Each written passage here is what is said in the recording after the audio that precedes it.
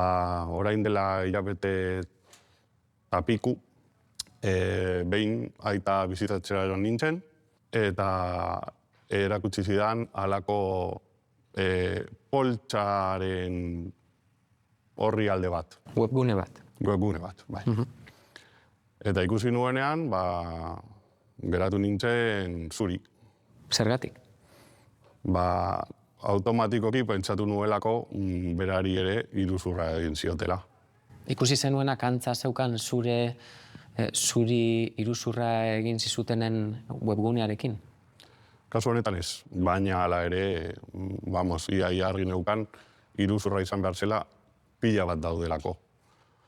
Orduan esan nion, aita, ez dakitzegatik sartu zaren hemen, ze iruzur pila bat daude, ziurrenik hau iruzur bat izango da. Eta esaten zidan, ez esan hori, 66.000 euro sartu ditut hemen. Eta nik 66.000 euro sartu dituzura. Eta orduan hasi nintzen asperenka, Eta erakutsi da zuea, zein da webgune horren izena. Joan nintzen begiratzen, eta bilatzean aurkitu genuen erraz, izen horrekin beste batzuei iruzurra egin zietela. Eta aitak 66.000 sartuta, zenbateko etekina atera zion 66.000 euro horiei? Webgune faltsu honen arabera, klaro.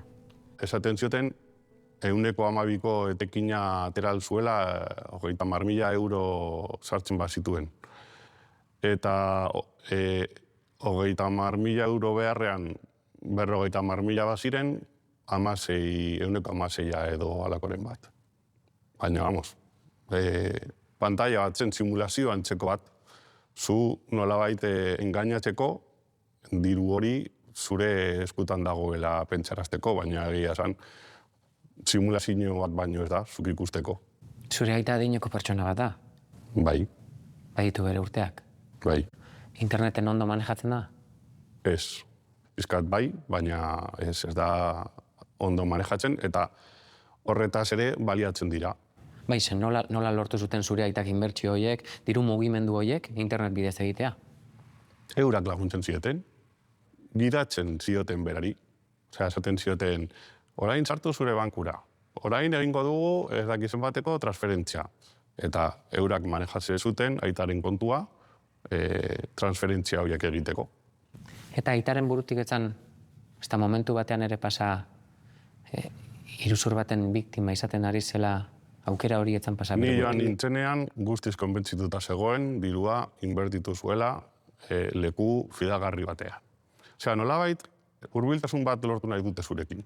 Orduan, aitarekin oso jatorrak ziren, eta galdetzen ziotenea zer modu seguna, ez daki zer, ez daki nor. Nolabait, bere konfidantza irabazi zuten. Eta aita asko presionatzen zuten? Esan nahi dut, orain egin behar duzu, bestela aukera galduko duzu. Horrelakoak ere botatzen zizkioten? Bai. Egunero deitzen zioten, nolabait esateko bankuan zeukan diruak ez zuela etekinek ematen, ezin duzula bankuan dirua mugitu barik eduki, galera ekonomikoa dela hori egiten ez baduzu, eta deitzen zioten egunero, eta konbentzitzen zuten diru gehiago sartzeko. Claro, deskribatzen ari zarena, nolabait hacker emozionalak dira, ez? Bai, oso onak gainera.